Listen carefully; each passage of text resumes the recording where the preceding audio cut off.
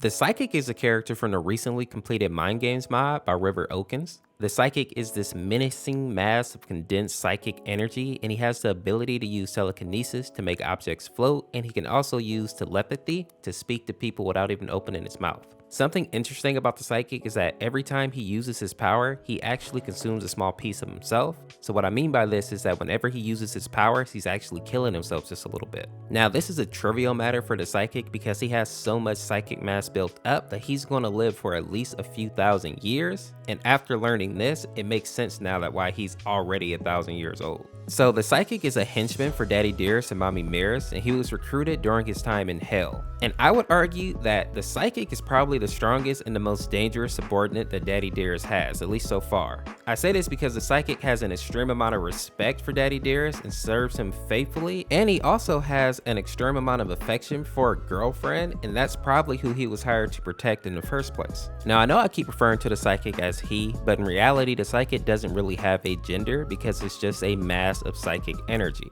And this also explains why the Psychic considers themselves to be asexual. Obviously, a mass of energy doesn't really have a preference for men or women or relationships with humans in general.